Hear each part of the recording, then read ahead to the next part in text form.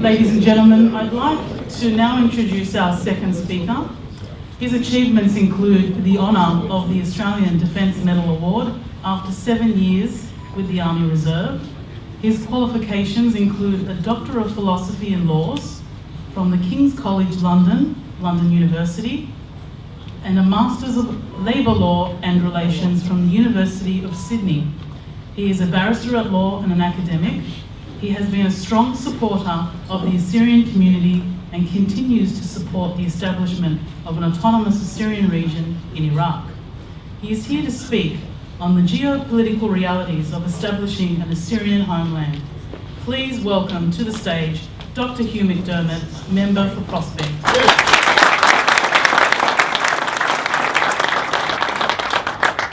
Thank you very much. And thank you to the Young Assyrians and to the AUA for inviting me here today. As an Irish Australian, I'm very honoured to be addressing you at an Assyria Day function. You may not know this history, you may not know some Irish history, and Australia is originally a British country, but this year, 100 years ago, the Irish people, my cousins, because my family left Ireland to flee persecution, not from Islamic, but from Protestants, because we were Catholic. And 100 years ago this year, there was a major uprising and we declared our independence.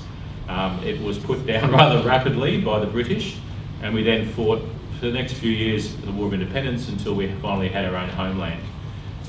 So your story, the story of constant struggle, of standing up and claiming your homeland, is not a new one, and it's one I know of. Now in Ireland, we complain we had 400 years of struggle. You guys had 7,000, so it makes us look we're the junior partners. But it makes me understand and realise that your families fled to this country not through choice. My grandfather and great-grandfather didn't come to this country through choice. The only choice was it was better to live here than it was in the north of Ireland, because you were treated like a human being here and you weren't back there. So I do understand that from a personal point of view. I also understand that since I've been living close to your community, I live in Greystone, so not quite as south, this far south, I've got to know many good friends from the Assyrian community. And since being a Member of Parliament, the AUA and other groups have done a lot to work with me and talk to me and explain to me a lot of the situations. As someone who goes to Mass regularly, as someone who understands from a Christian point of view about persecution of minority groups throughout the world, I do understand, and it was something that really struck a chord with me some time ago. So I'm very, very pleased to stand here and talk about nationhood, to talk about with you what I think, in my perspective, as a politician, but also as an academic, what I think we need to do to build the homeland, or build, probably a better word, build that autonomous region in the north of Iraq. Now, the title of my discussion today is Geopolitical Realities. Geopolitics is when it's international relations, it's politics, it's looking at the impact of politics on the region, on the Middle East, and international things that are going on that will make the struggle towards an autonomous region and an Assyrian homeland a reality. And looking at some of the factors of the realities of that and the things we have to face. Now, Nicholas was very good in what he had to say. In a way, he kind of set the scene for many things which I want to talk about. I'm not going to talk about the massacres today. We know about the genocides and the massacres. I'm going to talk about more of the movement and the way to push towards a nationhood, which we've done in the last 100 years or so. So, let's see if it works. All right. Try the other way. Okay, so what I'm going to talk about is I guess 7 things and then questions. The timeline of Assyrian nationalist history. And what I'm talking about that is from the fall of the Ottoman Empire, that despotic empire that ruled over the Assyria and so much of the world, that pushed itself up into Christian Europe, right? And inflicted horrible, horrible massacres and horrible fundamentalist regimes over so many Christian peoples. the current situation, where we stand today, something which most of you will know anyway, right? And we'll touch on that and look into the reality of how things are right now in northern Iraq and Kyrgyzstan. The international and regional issues, which I think that we need to discuss and highlight. Then I will go on and talk about the Federation of Iraq and talk about some of the political structures there and the constitutional structures, which I think we need to be aware of to be able to deal with. Then I'll go on and talk about the Nevian Plains Autonomous Region. Obviously, you would know this is something which the Iraqi government and the US forces and other groups in the international community are pushing, something that was supposedly going to happen just before ISIS came on the scene. So we'll talk a little bit about that. Assyrian nationhood, and why I believe that the Assyrian people are a nation. You may not have borders, but you are a nation. And you look at the UN criteria for what it means to be a nation. If you look at that criteria, it's without doubt the Assyrian people are a nation. And then we'll talk about some conclusions and what I think we need to do to pull together into a nationhood. And then your questions, comments, happy to be told I'm wrong, or have any comments that you think which we should continue on with. So, first I'm going to talk about the nationalist history, and of course you'll recognise most of those people who are there, and how important role they've played towards nationhood for Assyria. So, if we firstly just look at what had happened in the last century, and I start back in 1916, the Sykes-Picot Agreement. If you don't know what that is, basically the great powers, as they were called back in those days, Great Britain, France, Russia, and met together, and they had decided that they were going to beat the Ottoman Empire. They had decided they were going to defeat them, even though they weren't at that point yet. The First World War was still on, but they decided when we are victorious, we need to divide up the Ottoman Empire and take its power away. And that's what they decided. So finally, in 1918, the Ottoman Empire did collapse. Finally, at the end of the First World War, the Ottoman Empire started falling apart, and as such, the European powers got more and more heavily involved in the Middle East and decided to really try and break it up and take control. A number of things happened in that time. In 1918, 3 or 4 Assyrians were killed by the Turks, the Ottoman Empire, and the Kurds, which we've already discussed about their happening there. The Patriarch was assassinated, but what that then led to was a major nationalistic movement that started sweeping through the Assyrian people. And of course, the Assyrian people weren't quite where they are today in one area, they were spread out throughout parts of the Middle East and Europe.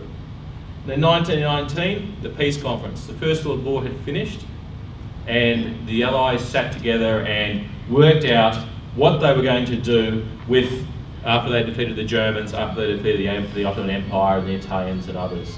So at this peace conference, an Assyrian delegation was sent from the Middle East, but also from parts of the Western countries. And the big countries pretty much refused to let them attend the conference. They did all kinds of things to delay them, making them go through London, and they then were kept there until the conference was finished. They said that, oh, don't worry, we've got a delegation of British Army officers who will represent the Assyrian people. There was all kinds of things that went on to try and stop the Assyrians really pushing for an independent, autonomous homeland. And the question is, why would you do that? Why would you try and stop that happening? And the answer is probably in the next question, and the next point. 1920, there was a treaty between Great Britain, the Allies, and Turkey. And what were they dividing up? Parts of what we know now as Assyria, parts of Turkey, parts of now Iran, Iraq, etc. It was all about oil. They were dividing up regions, looking at the plains of Libya and that, and how much oil production was there. And what happened in Mosul was given to Iraq, where France was guaranteed 25% of the oil production.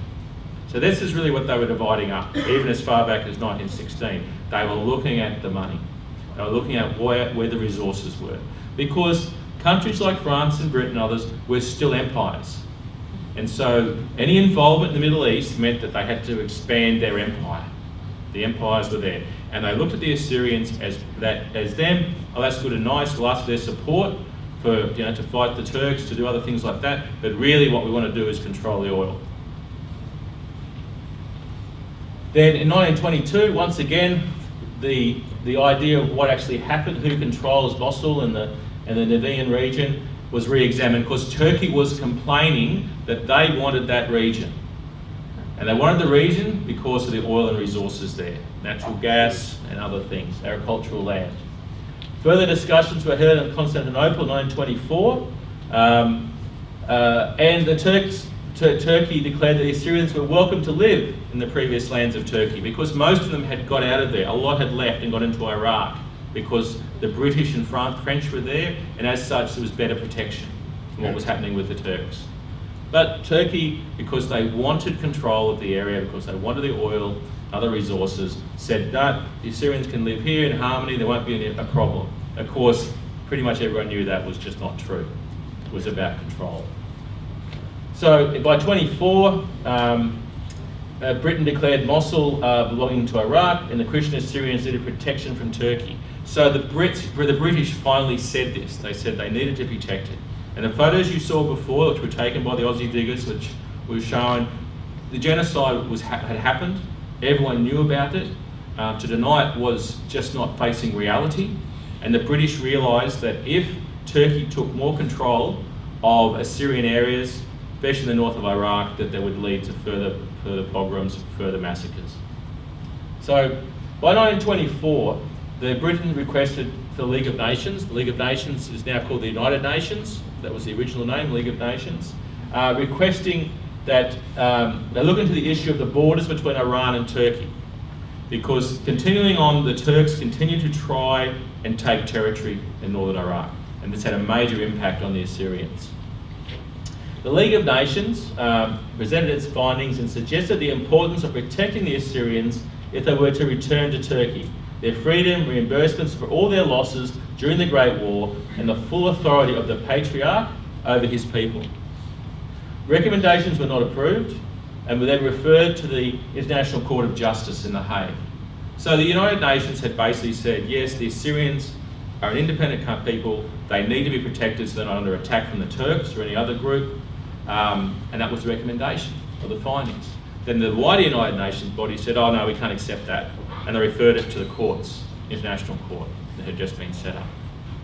So the Permanent Court of International Justice refused the Assyrians to return to parts of Turkey and other areas, and ended up giving Turkey the north of Iraq as it was then, and then Mosul and Libyan Plains to Iraq. And then finally settling a border with putting the British in charge of the oil interests to protect the Assyrians. Okay? So you can say that the British were given a mandate to protect the Assyrians from Turkey, but the reality is they also gave them all the gas and natural oil areas. Then 26, once again, Britain and France started arguing again about these control and border areas, and there were more negotiations done.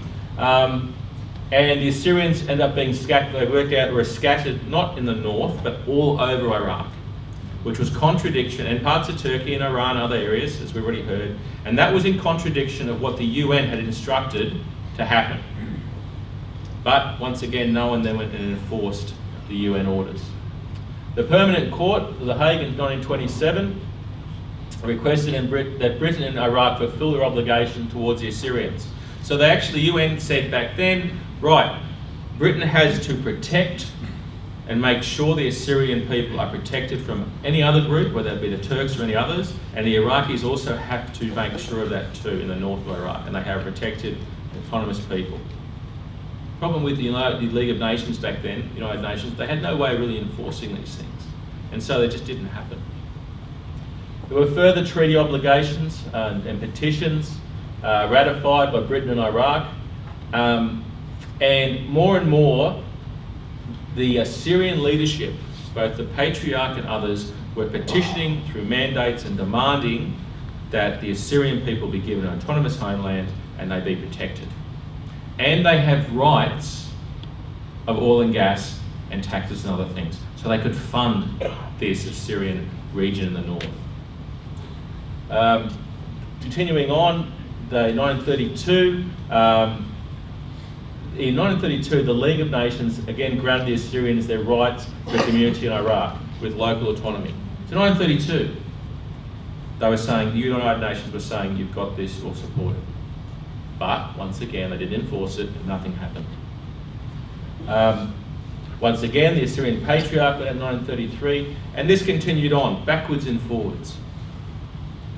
45, after the Second World War, and after we've heard about the Assyrian levies fighting against the Iraqi government, keeping the British air base in Iraq secure, and that helped to beat the Nazis in North Africa and the Italians. It was a major thing.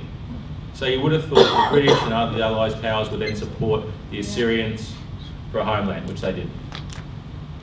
Once again, this time petitions were sent to the Secretary General of the United Nations regarding Assyria, and once again they referred the Assyrian issues to the Commission on Human Rights. And it moved from being about nationalism, it was moved from being, I use the word nationalism as in a nationhood, to being about the human rights of a minority. So they stopped looking at it as an autonomous homeland or autonomous region to be, oh look, they're a minority group, as there's a few others there too, and so we'll look after all the minorities. So it was beginning to be diluted, right? The human rights are important because it has a long history of human rights abuses and it's continued on, but the United Nations focus changed. It wasn't anymore so much about nationhood. The different organisations were then set up. The AUA in 1967, but then 1970 saw the beginning of the greatest exodus of Assyrians from their homeland, from their area in northern Iraq and Iran. Once again, which was discussed before. And then further, the ADM was set up in 79, and you saw what was happening through all of this. If you look at the history and you look at the political history, the nationalists, the belief in an Assyrian autonomy of Assyrian homeland grew more and more over this century. We all knew about the massacres, we all know about all of the terrible pogroms and human rights abuses. But what was happening within the leadership of the Assyrian community was people were coming more and more up to the fore. The AUA was formed, the patriarchs continued to lobby for a homeland and against human rights abuses. Different political organisations were also set up to represent the Assyrians. Finally, in 91, as we all know, the United Nations forces drove the Iraqis out of Kuwait. The Kurds in the north rose up and they were given protectorate in northern Iraq. The ADM then received 5 of 100 seats in parliamentary elections. 2003, the United States finally invaded Iraq. And then in 94, what history calls, or the academics call, a systematic low-grade genocide started happening against the Assyrians. And I hate that term low-grade. But what that means is that, they didn't go out and kill 1 million people. They just started hammering away, taking one village at a time, or 18 people from this village, or a small group here, and just continued on. It never stopped, and that really continued on from 2004 by all sides who were surrounding the Assyrians to the north. So Shiites, Sunnis, and Kurds. By 2010, more than 50% of Assyrians had fled Iraq. So more than half the population had gone. And had gone to Syria, Jordan, or Lebanon as a result of what I call ethnic cleansing, because that's what it is. It wasn't just refugees fleeing because there was a war. This was systematic genocide, ethnic cleansing. And so people fled as you would. And in 2014, finally, the Iraq's Council of Ministers approved a plan to establish the Nevian Plains Autonomous Region, which I'll talk about a bit more in this presentation. So finally, in 2014, the Iraqi government, the Federation of Iraq, was finally pushed to a point where they were to set up an autonomous region in the north of Iraq. And this looked like it may happen. So that's where we are till now. 2014, autonomous region, great. And then things changed. If we look at geographically, In the north of Iraq, southeastern Turkey, northwestern Iran, and northeastern Syria still has the most indigenous areas for Assyrians, as we've already heard from the previous speaker. And the area of Iraq has the greatest concentration of Assyrians in the Nevian Plains. Now, on June 10, 2014, ISIS captured Mosul. Changed everything well and truly. Things weren't perfect in Iraq. Things were progressing, right? We were getting towards what looked like, at least on paper, and in the constitution of Iraq, an Assyrian autonomous region. And then we have a situation where ISIS took control of the north. By the 7th of August, 2014, over 200,000 Assyrians had fled their villages. And to look at the figures, in 2004, there was 1.5 million Assyrians in Iraq. Today, there are about 300,000. In the last week or so, talking to different people from different Assyrian organisations in this country and overseas, that figure at 300, some people have put down to 150,000. To be honest, we don't really know for certain. But what we do know is that within little more than a decade, we've gone 1.5 million to about 300,000 or less. And why was that? Because the constant attacks by those surrounding groups who have self-interest at heart, for religious reason, economic reason, or whatever it is. Now, as we know, the Iraqi and coalition forces continue to battle ISIS, but they continue to battle them, but the Assyrian culture, villages, and systematic genocide and enslavement continues. So no matter how the battle goes this week, no matter if they finally stop ISIS in some regions, often the Iraqi government, whoever takes over, does not stop the repression of the Assyrians in those areas. So I've just gone through briefly the state of things as they are now. So let's now look at the international and regional issues which we really need to think about. Assyrians in the Middle East, and I'll say everyone in the Middle East, because I look at Iran, Iraq, Syria and Turkey, have never been equal. I've never seen it to be equal. Not since these countries have existed, and not in modern history. They've been under Islamic regimes and always treated as second-class citizens and denied equality in many forms. For Assyrians, the biggest issues which we have constantly to deal with, oppressive governments, no matter which government it is that we basically are living in, the Assyrians are living in. Lack of economic opportunities. Often the discrimination against Christians, against Assyrians, has been great. And it means there are those Assyrians who have made money and have gone out there and have become wealthy in their areas, but in a flash it could be taken off them. Inferior educational institutions. How many times have I heard, spoken with very, very distinguished, well-educated Assyrians who live in this country, who talk about when they grew up in Iraq and how they couldn't go to a certain university. Well, they went to that university and they topped their course and they were the brightest mind, but they weren't allowed to go and see what they want to do. They weren't given scholarships because they were Assyrian, because they were Christian. Time and time. So educational opportunities just aren't there, and the governments won't help fund educational opportunities for Assyrians. Third world standards, obviously, when you're an oppressed people, constantly you are treated as an oppressed people, so you're living in third world standards. Ethnic discrimination, religious discrimination, inequality before the law, limited social and political upward mobility, trying to get up through the stratas in a society, in a Middle Eastern society, which dominated by an Islamic regime, and in Islam, unless you are a Sunni or you're a Shiite or others, you have very limited opportunities. Corrupting influence of competing cultures, other cultures competing with the Assyrian culture, feeling that because they're bigger and they're more dominant, they will dominate and try and control. Continuous danger of pogroms. Pogroms, we're talking about attacks, genocide, systematic the destruction of the Assyrian people. And then the entanglement of Middle Eastern politics that pits Assyrians against each other. I'm not going to go into too much detail about that, but we all know what I'm talking about, and it's been touched on today.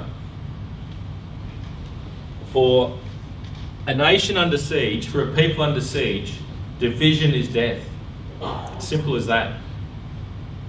If you look at many nations which are in situations like yourselves in the past, unity is the most important thing. And it only helps the outside forces, those oppressors, those who are oppressing you, if you are disunified. And of course, the ongoing conflict between the Sunnis and the Shiites.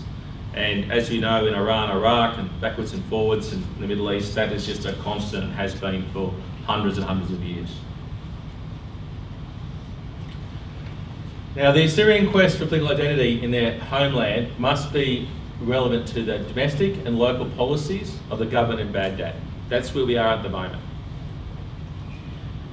We need to have an influence on the government of Baghdad to have any say. And the strategic interests and concerns of big powers, and especially the United States, Russia and the European Union. So if we're going to basically go towards and build a homeland, to build an autonomous region, whatever you want to call it, we must keep that in consideration, that the regime in Baghdad, government in Baghdad, has a certain view. They have a certain view of what the Federation of Baghdad should be. At the same time, the European powers and the European Union and the US also have a view of how they want things to be in the Middle East, because they still have those economic and oil and other interests there. Now, we look at the United Nations today and we say, well, how much involvement have they really had? We saw in the 1920s and 30s that they had involvement, and they made all kinds of recommendations about Syrian protectorates and areas that will be looked after. The question I have is how much the United Nations has actually done today. They have talked a lot, but a lot of it's been talk. And it's good to have talk, but talk has to be followed up by action. So I believe there's been a lack of real action on behalf of the UN. And I'll talk later about what the solution could be to make them do something. Limited responses from international powers. Now, the US obviously invaded Iraq. They argue with Iran a lot. They argue with Turkey a lot. They have bases in Turkey. But realistically, what has been the international response to protect the Assyrian people? They've helped with refugee camps. They've helped with immigration. Now, refugee camps and immigration is good for protecting people's lives, but it doesn't build a safe haven. It doesn't build a safe, secure borders. Right?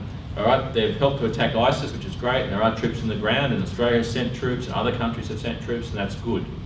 But they're having advisors, they're not in huge numbers, and the question is, fine, I understand the mentality which you have if you're in the US and you've lost thousands of people, as they did in the Iraq War, or Australians who lost very few but have lost people, that you don't want to politically be seen as losing a lot of people. Fine, I'm not suggesting that. But what I am suggesting that if you are going to end ISIS, if you're going to help states bring security to Iraq, you need to be a major player and be involved.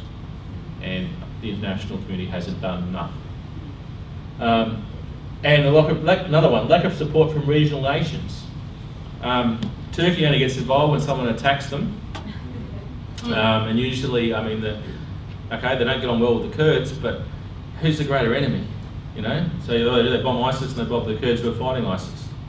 How does that work? And then what's the other countries around done regarding to try and create a safe haven for the Assyrians, or trying to stop and quell the fighting that's going on there in Iraq at the moment? And it's very little. If anything, they add to it and make it worse for their own personal interests. So now what I want to talk about is the Federation of Iraq. Now, I'll just talk briefly about that because there's certain things I think about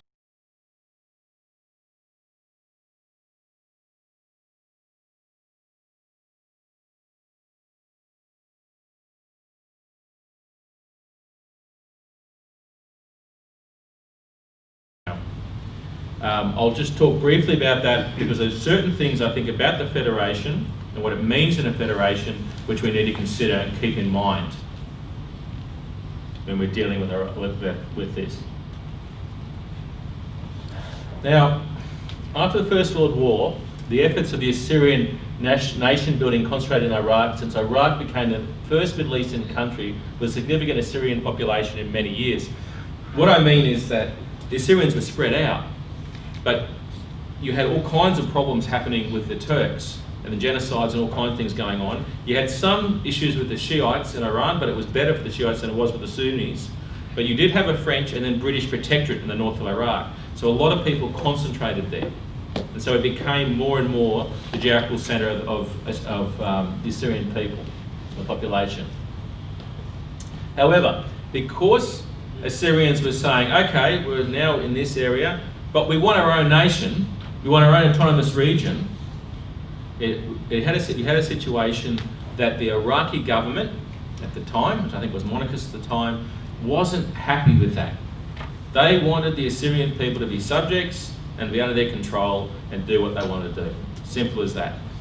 By the Assyrian people asking for nationhood, by sending people to the United League of Nations, etc., demanding these things, and discussing it with the British, discussing it with the French and whoever else would talk with them, and talking with the Iraqis about it as well, the Iraqi government became more and more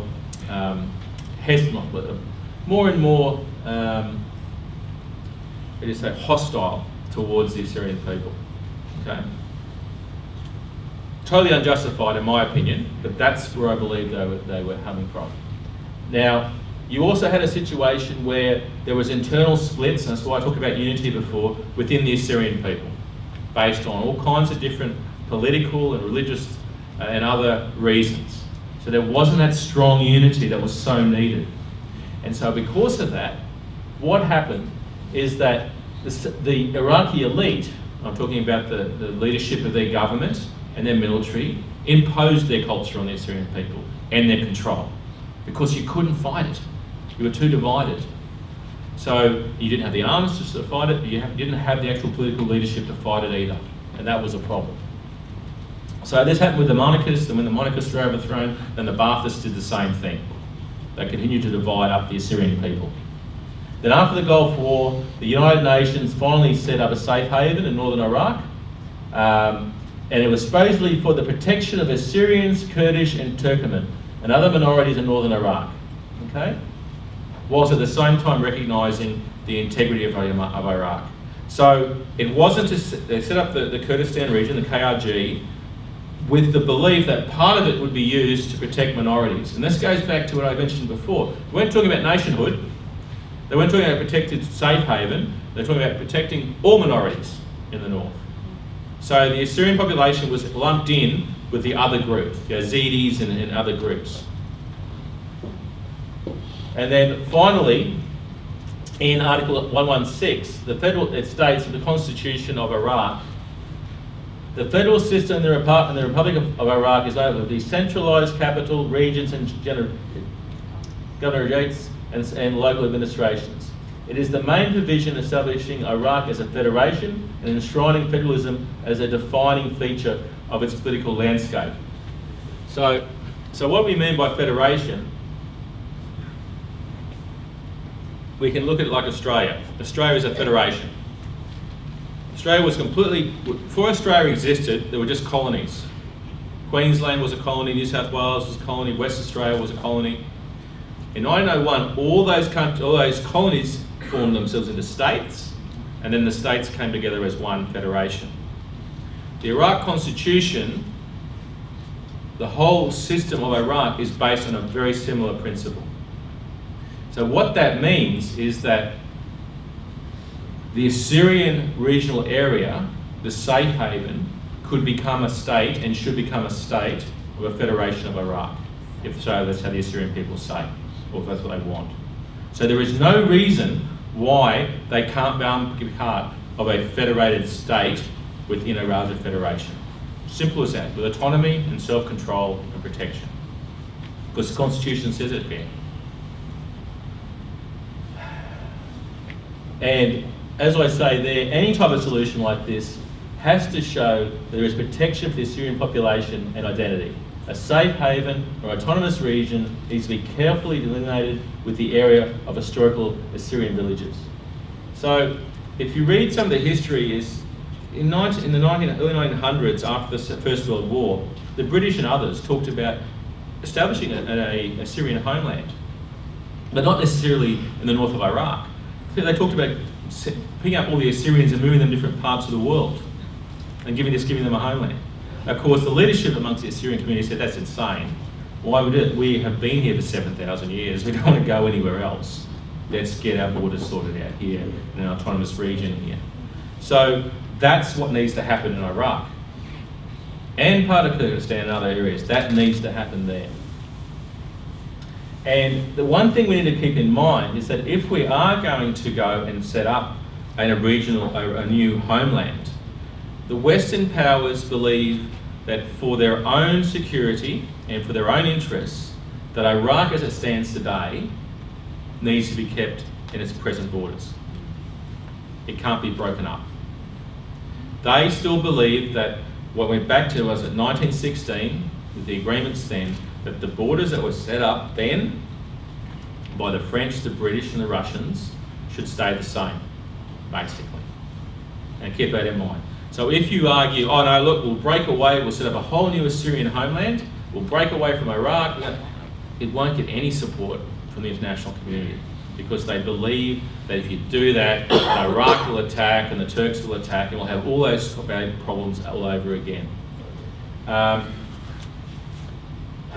However, one of the arguments which they put is that such a development of an autonomous federated Assyrian state within Iraq would show that it would contribute to regional stability, not only in Iraq, but also when people see that there's Assyrian people have human rights and have civil responsibilities, this would have a knock-on effect for countries around it. They would see that this could happen and work properly. And that's one of the reasons that they want to keep it that way. So let's have a look at this proposal that was put up back in 2014 about this autonomous region. Now I've called it the Nevian Plains Autonomous Region. It's also called the Nevian Plain Administrative Unit. There's a whole different names which they've called it. And as you can see on the map, that basically covers the area which they're suggesting in northern Iraq. And I'll talk about some of the problems with that as well. Okay. So Article 125 of the Constitution of Iraq, this proposal puts into claim a framework for formalising the existence of the Nevian Plain Administrative Unit, or the autonomous region. The Constitution guarantees the administrative, political, cultural and educational rights for various ethnicities such as Turkmens, Chaldeans, Assyrians and other components, and they should be all regulated by law. So once again, and this is my personal view, they're dividing up the Assyrian people again. You know, once again, that's in the Constitution, that's the wording, I'm just repeating it. But that's once again. And they go on, they still talk about the different minorities, rather than just saying, look, this is an Assyrian regional area, right? Which is what it is, no matter what religious church you come from. Now, it does, what is interesting, in the framework for the proposing does recognise the present legal status of the area in relation to the provinces in Iraq, but also in the Kurdistan region. So, as you may know, there are claims in Iraq, in the north of Iraq, for this autonomous region, but parts of it also goes into the Kurds region. And we'll go into that in a moment, and you know where I'm going with that comment. Right? So you've got a situation where they're suggesting a safe haven, a regional area, but it also goes into the Kurdish area. Which, if you put your head on, if you're from the Kurdistan government, the KRG, what would you be thinking about that? You'd be saying, what, you want to take some of our area as well, do you? That's what they'd be thinking. I wouldn't necessarily agree with that, but that's the thinking is. So it begins conflict again, and it divides up the group again. They're playing politics once again. You call the Assyrians different names, divide their churches up, and then you throw the Kurds in on top and divide that up as well for more conflict. Article 1221 states that provinces consist of districts, counties and villages. And it acknowledged that the Nevian Plain is located across 2 existing provinces, like I've just mentioned. So they know what they've done. They know what they're talking about. And they've also acknowledged in 125 exceptional arrangements to fully and equally realise the rights of all ethnic and religious minorities in the area, in the north. Therefore, as I've said there, you will need language in the Kurdistan region's constitution on arrangements to provide a linkage between the parts of the autonomous region situated outside the KRG, which also lies in Kirkuk. So, in the Kurdistan constitution, it actually states, and you look at the button here, that under Article 2.1 of the constitution, parts of the Nevian Plains belong to the Kurdistan region. So you've got a situation where the Iraqi constitution says it belongs to them, and then you've got the Kurdistan say it belongs to them. So once again, they're trying to divide up what should be the Assyrian autonomous region. And as you would know from the press reports over so many months and that, and it was mentioned before by Nicholas, the Kurdistan, the KRG, whether it be coordinated from the government, whoever, has done incursions into the north, and there's issues there, right, constantly. And there's a large Assyrian population, both refugee and villages there, that basically is of major concern. Now, one of the important things about this proposal for an autonomous region is the key infrastructure. And this is the thing. It's all good and fine to have the borders. It's all good and fine to have this regional area, but you need all the infrastructure that goes with that so that people can live there. So one of the things they talked about is that the autonomous region, the administration, would be responsible for pharmacies, healthcare, hospitals, secondary schools, tertiary, cultural and technical education programs, judiciary, the economic development planning, social welfare, and so it goes on. Tourism, even mentions tourism, so it's looking far ahead. And it would have the power to tax based on its functions, and it would have also treasury and revenue agencies. And that's a key thing. You need the economics to be able to have people live there, but also to run the regional area, the autonomous area. And so, at least in this proposal, it has all those things. Rather than just, the money from say the oil revenue going straight back to Baghdad, right? It needs to go and be reinvested within the region, and the Assyrian people need to have control of that money and have control of that revenue so they can build infrastructure.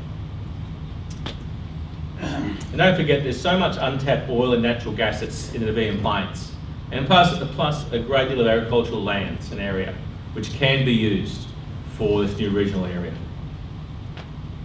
So I've just gone on and talked about what the proposal was and what we saw in 2014. Obviously, because of ISIS and other reasons, it stopped dead. It went no further than a proposal.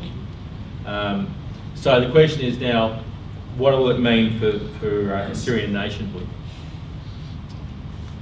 My personal point of view, the Assyrian people include the Church of the East, the Chaldean Church of Babylon, the Assyrian Orthodox Church, and the Assyrian Catholic communities. They all constitute an integral nation, indivisible, in sharing a common language, culture, belief, and attitudes. That's simple. And I've left any other group out. I'm sorry, but you're part of the Assyrian nation as well. Okay? To divide up constantly, like it has been for more than a century, is a problem. It just helps those groups trying to stop an Assyrian homeland happening. It's the birthright of every Assyrian, regardless of their birthplace, to claim his or her homeland, Assyria, and be allowed to return to it and live in it. The reason why there's so many people in diaspora or overseas, mostly, is because of no choice. So they should be given the choice whether they want to come home, if they want to go back to the Nevian Plains, want to go back to northern Iraq. We need to establish a geographically viable demarcated region as an Assyrian province in the historical Assyrian lands in northern Iraq as part of a modern day state of the Federal Republic of Iraq. The Assyrian nation is entitled to a legitimate form of self-determination, and reinstitution of their authority as a continuation of their past rule, meaning that this Assyria existed for many years, for hundreds of years, and then that direct lineage was broken because of empires, because of wars, because of all kinds of reasons, genocide. Well, great, we've had a break, now it's time to actually go back, right, and continue on as we should have. It'll never be the same as it was previously, but there is a continuation line of people living in that area for millennia, for thousands of years. However, these legal solutions require an authoritative entry that functions within a given or defined territory. And once again, I'm talking about the Federation of Iraq. If you now look, just briefly there, I've talked about before what it means to be a nation. How is it defined in the United Nations? If a group goes to the United Nations and says, we're a nation, but we have no statehood, they have a certain criteria they look at, and it's these things. A language. Assyrians have a language. Ethnic relationship. They have an ethnic relationship. A culture including customs, traditions, and folklore. Assyrians have that. A common history. All Assyrians have that. And blood relations. Okay, meaning you're related by blood. You've got all of them. That's what it means to be a nation. And Assyria is a nation. Simple as that. They're not an extinct nation, they're a stateless national group. That's the definition. You haven't got the state yet, but you are a national group. You are Assyrians. It's as simple as that. Now, today we have we believe estimated 3.5 million, not only in the parts of the Middle East, but also throughout the world. Something like 40 countries I think we identified in the end. And so it's quite spread out, but over 3.5 million.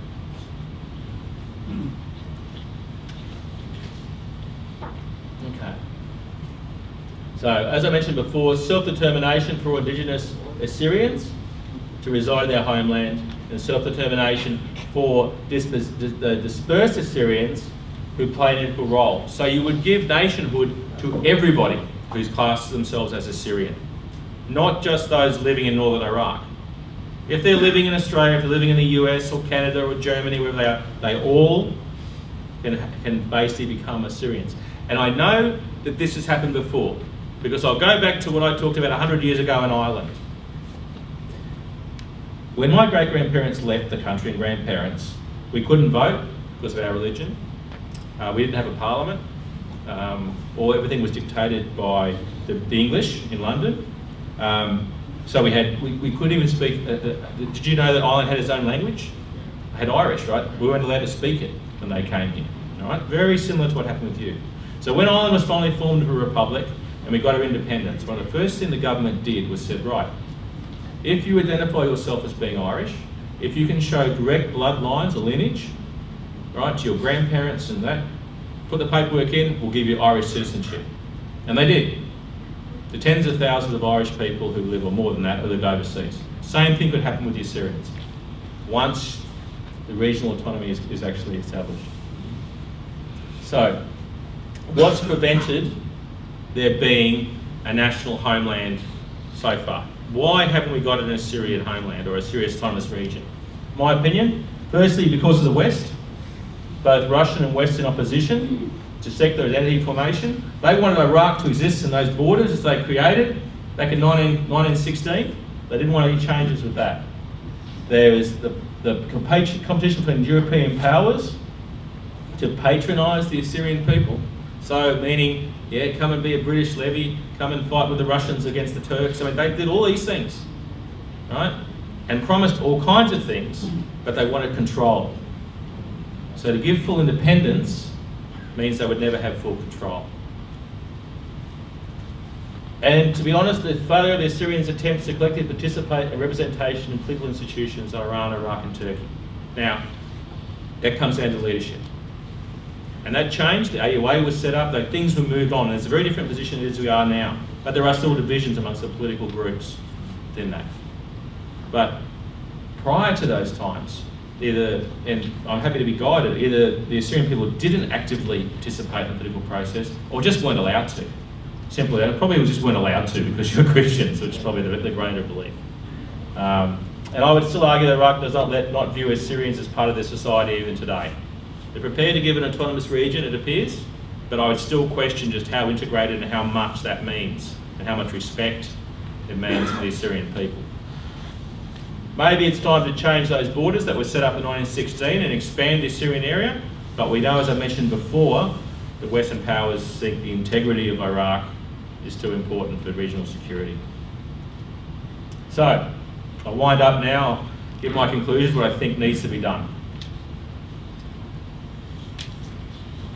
We have a great aspiration to build an Assyrian homeland. Simple as that. To have an autonomous region where people are protected, where people can protect their lives, but their cultures, their religion, what is important to them. Very important. But aspiration is not enough. We can all sit in this room and say, oh look, I want to have an Assyrian homeland, and I do. I'm an Irishman, but I tell you, I want an Assyrian homeland. Right? But what are they talking about? After centuries of persecution by Islamic regimes, the past 2 years have, I believe, had a real impact on the psychology of the Assyrian people. And this is no judgment what I'm saying, this is what my observation is as an outsider. The Assyrian people have been through so much in the last century, let alone the last so many thousand years, but just say the last decade or two. Since 2004, when people really started leaving, or the 80s when people started leaving the Middle East. The last 2 years when it looked like there was almost the chance of an autonomous region for the Assyrians in north of Iraq, ISIS turned up. And the Iraqi government forces fled and left all their weapons and everything else, right? Didn't defend any of the villages, didn't do anything. The Peshmerga came in and did some work, but also did some bad things as well and didn't help out so much. Diplomatically. Imagine, I just try to put myself, if I was in Mosul or Kirkuk or wherever in northern Iraq with my couple of daughters, I want to get out of there too. I would want to be there. I want to protect my children, my wife, and I'd flee. And would I ever want to go back? It's a big question now. And I think there's a big question that a lot of people don't want to go back. They don't see the reason and the safety to go back. After all these centuries of persecution, after this recent time of persecution, what have you got to go back to if it isn't going to change? Whereas you could come to Australia, live here, live in Bosley Park, practice your religion, practice everything you want to do, set up a business. You know your children, very good chance they'll be safe, there's no issues. So you can see where people are thinking. And I think that's had a major effect on the thinking of people now in the Assyrian communities. They want to flee, they want to leave. But of course that then has a major impact on what that means for an Assyrian homeland, and everyone's left. So we stand at a crossroads, I think, on what it will take to determine the future and survival of the Assyrian people. I think that we're looking at the moment, all kinds of problems. Sectarianism and fragmentation of the Assyrian nation. Sectarianism meaning division amongst the different religious groups, but also with the Islamic groups. Dealing with Islamic fundamentalism, which we are all dealing with, not just Assyrians, but especially Assyrians. Cultural immersion and absorption into Arab countries. As I mentioned before, under the Ba'athist regime and before the monarchists, they tried to dominate and culturally impose their culture onto the Assyrian people. That's still happening. And the mass immigration to the West, the absorption into Western societies. You come to this country, you go to the States and that, will your children want to go back? Will their grandchildren want to go back? Or will they just forget about their Assyrian beliefs, their Assyrian history, and try to absorb themselves into Australian culture or American culture? And that's a big problem. So there's certain questions I believe that we need to address and consider. Are the Assyrians an indispensable and an asset to the United States Middle East overseas strategy?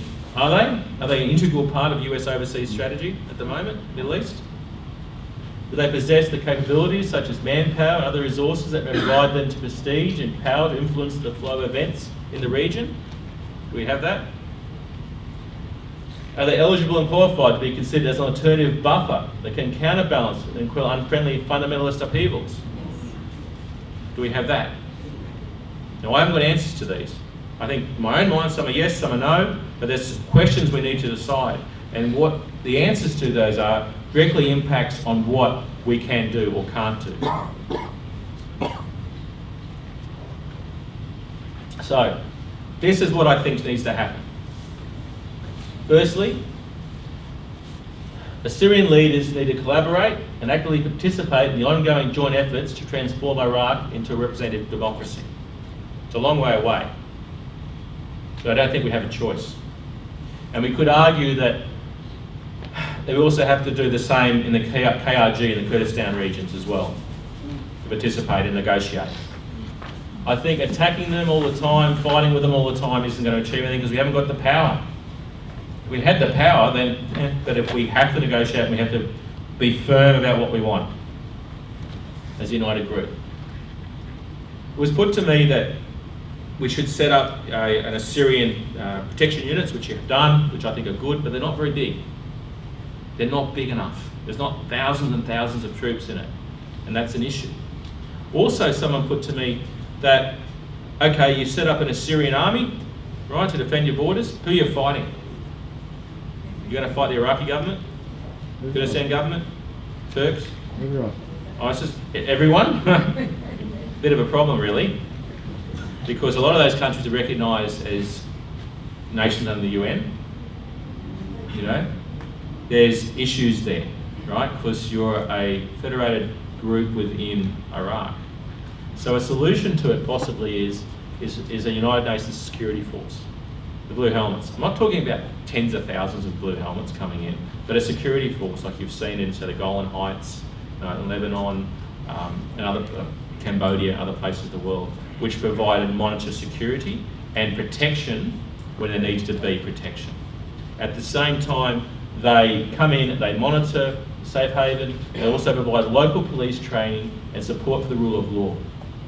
Because once you've got a border secure, which the UN will do, you then train your own people on how to be police, right? On how to do law enforcement, but also how to do the judiciary and things like that. So that is vitally important because that will build the infrastructure of almost what the protection units do now. And you'll be able to build it amongst your own organisations as your own people and have it built there. And the UN Security Force just stays there for as long as it has to be to protect the minorities in the north. That's their mandate. Financial support, like I talked about before. The Western nations constantly give billions of dollars in financial aid to all kinds of organisations and all kinds of countries to help build up infrastructure and things like that. Same in northern Iraq. We use that money to build infrastructure, to build schools and hospitals and industry, government services and housing. So the people who are in the refugee camps, the people who no longer live in the Middle East have something to come back to, who want to come back. If you provide the infrastructure, if you provide the industry and the jobs and the healthcare and the safety, people will return.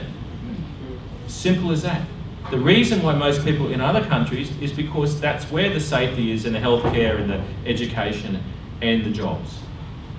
So you build the region so people will want to immigrate, want to come back. Have this all put together as a legally binding force of legislation, which is vitally important.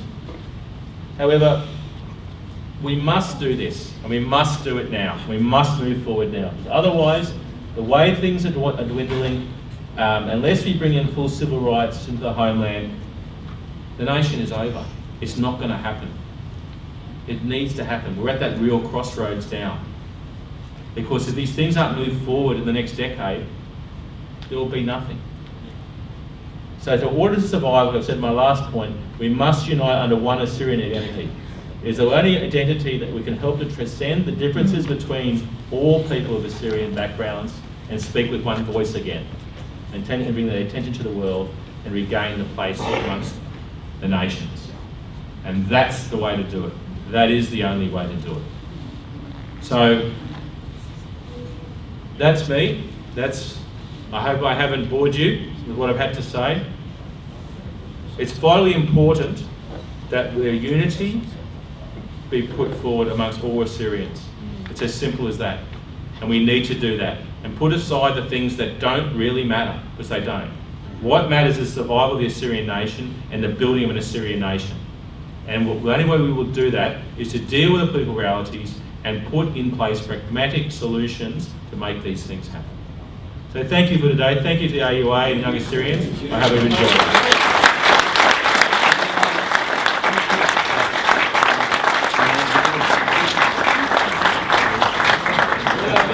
I'd like to call on Mr. Shaheen to present each of our speakers with a token of our appreciation. Mr. Shaheen.